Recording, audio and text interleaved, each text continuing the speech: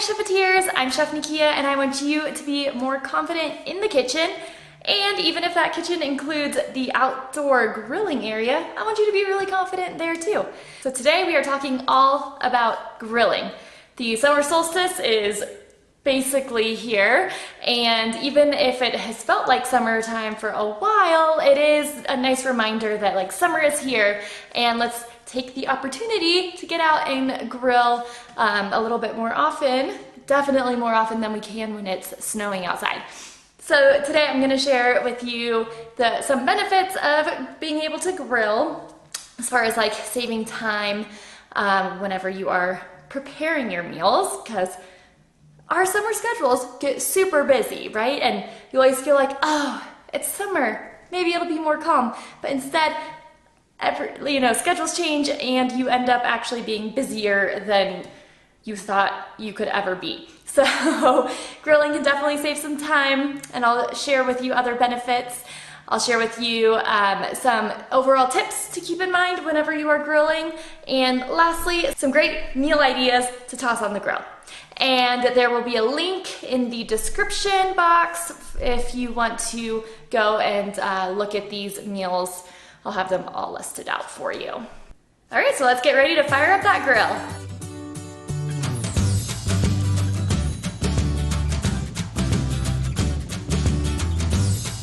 So what are some of the benefits of grilling?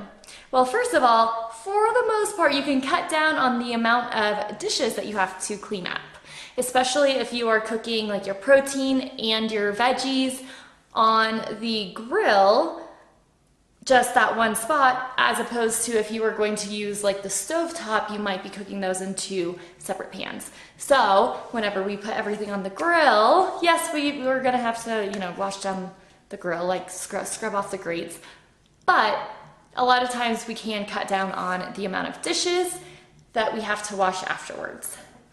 It also can help our meal come together really quickly because, again, you don't have to maybe manage 2 or 3 pots on the stove and something in the oven. If you're putting a lot of stuff on the grill, then it may be as simple as firing that bad boy up, getting your food on there, and then everything will come together very easily with a lot less, monitoring or separate steps. Of course, there are involved grilling recipes that you could make, and you could have something going in the smoker and like 4 or 5 other sides and things, so you could get very complicated with this and you could create more dishes and spend more time, but it's pretty easy to find like shortcuts and ways to cut down on the time instead of add to it. Also, gas grills are going to heat up pretty quickly.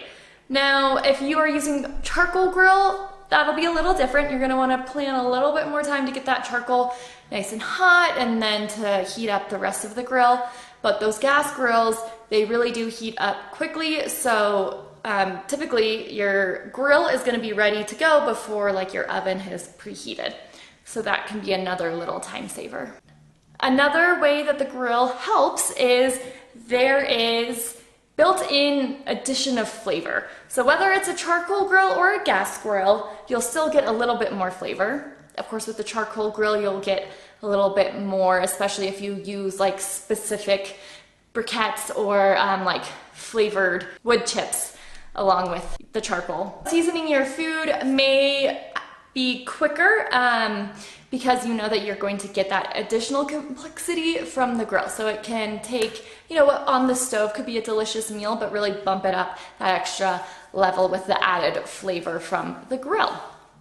And lastly, you get to be outside and cook. You get to enjoy your backyard, the great outdoors, while also, preparing your meal. And yeah, sometimes it can be really hot, but it's really great on those days where maybe it's been a fairly hot day, but then an evening rainstorm came through or something, and now it's nice and cool, and so you get to really soak in that like brisk, crisp evening summer air. It's just really nice whenever we can enjoy all of the parts that go into making our food and eating our food. And if you love the outdoors and you want to be able to, get outside in the summer more and enjoy it more, you're doing 2 things at once, cooking and enjoying outside. Okay, and some tips to keep in mind whenever you are grilling, and these are going to be fairly general tips, and it will be more for grilling than for smoking meats and like using a smoker. However, some of them will apply to both scenarios, but I am going to focus more on grilling. Number one, be sure to mise en place really well before you get the grill heated up. What is mise en place? It means everything in its place, but really it just means like have your ingredients and components of your dish prepped so that whenever you start cooking, whenever that heat is ready for you, you have everything ready for it. The rest of your cooking will flow really easily, and you won't run into a weird situation where like something is burning on the grill while you're still trying to chop up the next thing that needs to go, and then the quality of your food suffers. So mise en place, have everything in its place. If you have food that's going on the grill, you know, like kebabs, make sure your kebabs are built. So you're gonna have to chop everything before you build them. Definitely get your marinades. If you're marinating any meat, get that going early so that the meat is really gonna benefit from that marinating time. Just a quick reminder, the first 30 minutes that the meat is in the marinade, it is doing the most work, it is soaking up the most flavor, and the acid in that marinade is tenderizing the connective tissue in the meat the most. And as time goes on, you'll want to, continue leaving that meat in that marinade to break down more of that connective tissue. Anything over 8 hours is where we really run the risk of it working on your meat too much, and you end up with maybe not the ideal texture. Maybe it's a little soft and or mushy because the acid has broken down too much connective tissue. So minimum 30 minutes. I'd say 2 to 4 hours is typically gonna be kind of your sweet spot. And when you are marinating that meat for 2 hours or more, definitely have it in the fridge for food safety reasons so that your potentially hazardous food is not in the temperature danger zone for too long. Now with charcoal grills, this does add a little bit of a layer of complexity because you want to make sure that your charcoal has time to heat up. So you can do that while maybe you're finishing your mise en place. Because if you mise en place everything and then you go to heat up your charcoal, then there will be some time where maybe you're waiting there like twiddling your thumbs or something. So with the charcoal grill, do keep in mind that you can kind of be simultaneously preparing the charcoal and the last elements of your mise en place for your grilled foods. As with any other pan or dish that you cook in, do not overcrowd. When you overcrowd your grill, you run the risk of things getting overcooked, undercooked, and unevenly cooked. So like something on one corner of your grill might be burnt, while something else towards the middle of your grill may not be quite done yet, and so it could make it more difficult to manage. Also, whenever there's even spacing around your food, then you're going to get typically a more evenly cooked, so then a better texture around that food. So it's much better to do food on the grill in like 2 rounds if you are worried about overcrowding it, because maybe you're doing fruit like vegetables and pineapple, so you can start with that one, take those off the grill, and then put your meats on. That way everything definitely has enough space so that it can be cooked appropriately. Also, do not flip your food too much. Sometimes you'll see people, with burgers, and they just can't leave them be. Every 30 seconds, they're gonna be flipping them over and flipping them over. So every time you flip that burger, the juices come down and hit that heating element below, and whether it's the charcoal or the gas grill. Liquid and fat that's dripping off of the burger when you flip it is gonna cause like a flare up. It's gonna make the flames really come up, and that may end up scorching the sides of your food. You may end up with a bitter taste to it, or the outside might just get crispier than what you wanted. And every time you flip that burger, it's creating another kind of flare up.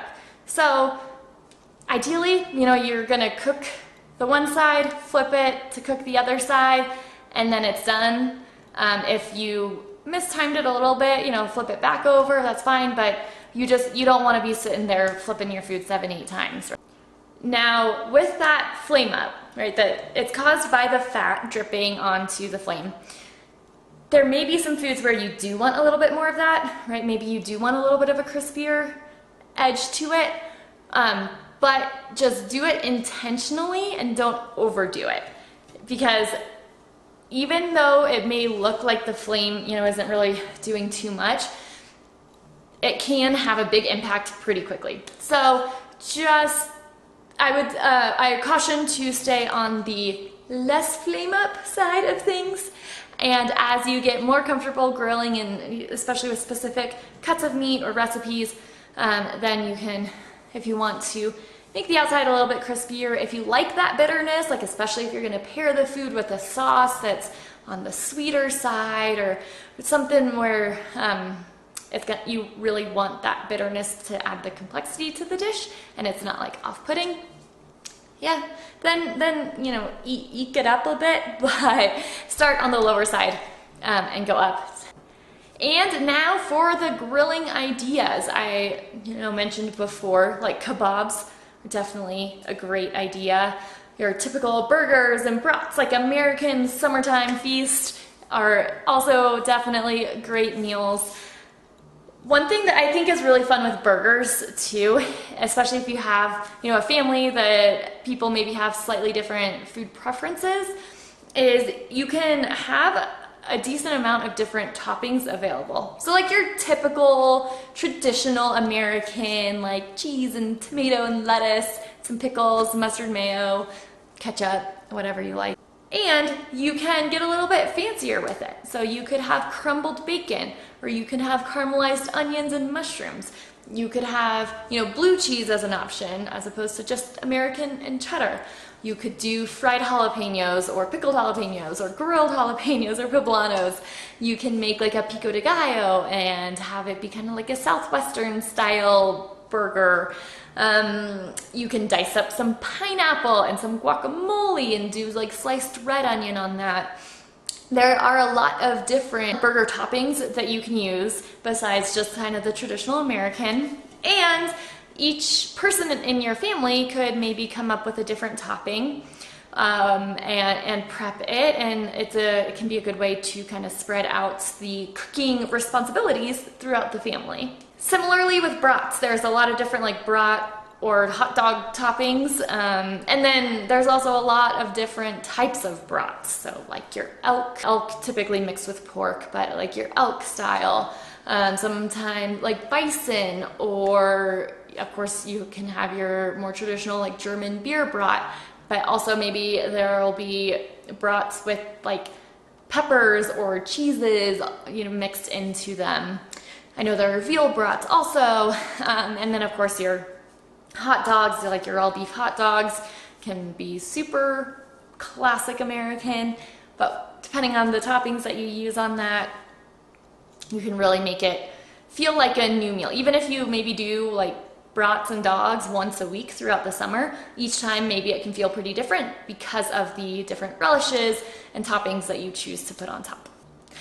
And I'm gonna jump back to kebabs because I really did just skip right over it. So the nice thing about kebabs is you can use so many different types of meat and veggies and even fruits. You may have at your grocery store in like the butcher area, they may have pre-made kebabs. So if you are short on time, that could be a very quick grab from the grocery store. A lot of times they'll have like bell pepper, red and green, and then some onion, and then chicken or steak. So those, whether you buy them from the store like that or you make them for yourself at home, those are definitely like simple, delicious kebabs. Instead of steak or chicken, you could do lamb or shrimp. And as far as vegetables go, you could use any type of pepper. You could go spicy if you want. You could also put on like zucchini or tomatoes, mushrooms, olives, baby bok choy, or like water chestnuts. You can really experiment with a lot of different veggies. And then for fruit, I think that peaches and pineapple are two really great fruits. I mean, really, you could use pretty much any stone fruit. And then for the tropical fruits, as long as it keeps its texture pretty well, like it's a stronger texture, it's pretty good. Also, citrus. Citrus is like my third favorite fruit on the grill.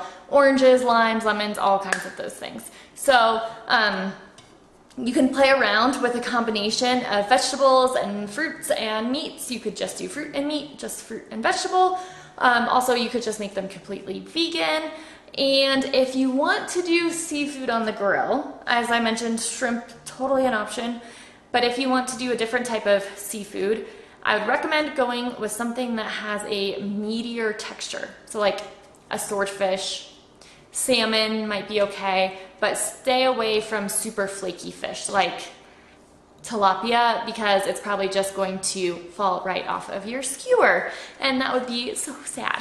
So if you are putting something on a skewer to grill it, just be sure that the texture is going to allow that item to stay on even after it is cooked. You could also definitely do like cedar plank salmon on the grill, or because that is on a plank, you could use a lot more types of fish. So like a trout or a halibut you might be able to do on that plank. Also, with fish on the grill, the biggest concern is that it's going to stick on the grates instead of coming right up, because fish is typically, more delicate than like chicken.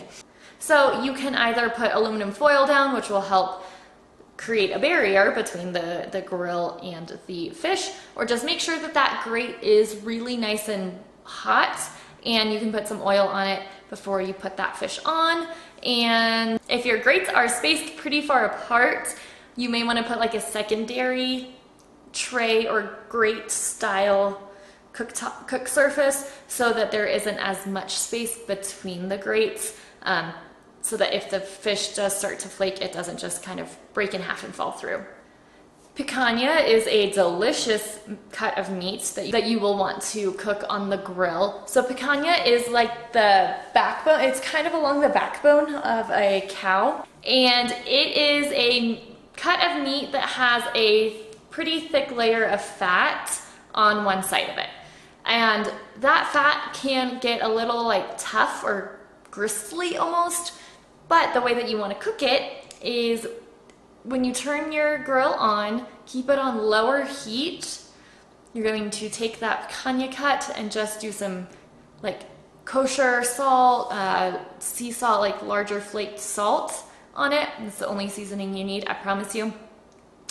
And then lay that meat fat side down on the grill over low heat. And what you're gonna do is render some of that fat off of the meat. And this is so as this slowly heats that fatty layer, some of it will melt, and what is left is going to cook in a slower amount of time, which is going to allow it to be a little bit softer because it's slowly losing some of that moisture, and it's not so rapid. Sometimes whenever we put something over really high heat, it's kind of like a shock, and some of the connective tissue and fat can become a little bit tough because of it, not get too chewy. Then you're gonna turn the heat up, you're gonna flip it, so instead of it laying on the fat side, you're gonna lay it so that you see meat and then fat on one side like that, and then cook that over like medium-high heat until your desired doneness. So ideally like medium, maybe medium well, but picanha isn't necessarily a cut of meat that is going to be super great well done. Medium well is what I would consider the limit. It can be delicious rare too. You're going to flip it to the other side and you'll see those beautiful grill marks, and it is a delicious, delicious dish, like meat dish, that then you can pair with all kinds of different sides. Rice and beans, or roasted vegetables, or sauteed vegetables, pasta. It's just super versatile. And then of course one of the most popular vegetables to pop on the grill is corn on the cob. You can steam your corn in the microwave or on the stovetop before you put it on the grill if you want to. You can just cook it straight on the grill, and then you could also take that corn and turn it into like an elote or a corn slaw or a summer salad with like roasted corn and blueberries and red onion and spinach, and there's so many things that you can do with that roasted corn. So if you feel like, oh, we eat corn on the cob way too often in the summertime or something like that, you could, you know, even if you buy like a large amount at the farmer's market and you're like, oh my gosh, what am I gonna do with this? You could grill all of it pretty much at once, as long as there's space on the grill, or at least like in the same night you can grill all of it, and then shave it off of the cob and freeze it like that, or mix it into salads and use it for other things throughout the week. What questions do you have about grilling? Feel free to ask in the comments below. If you have any favorite grilling meals, feel free to comment those below too. And if you want to go look at some recipes for some of these meals that I've been mentioning, then head to the link in the description box and you'll see a list of those there. Well, Chefeteers, I hope you have many delicious grilled meals this summer, and I hope that your entire summer is super fun and filled with delicious food. I'll see you again this summer. I'm putting out new videos every other Wednesday and a few bonus videos here and there, so keep an eye out for all of those. Thank you so much, Chefeteers.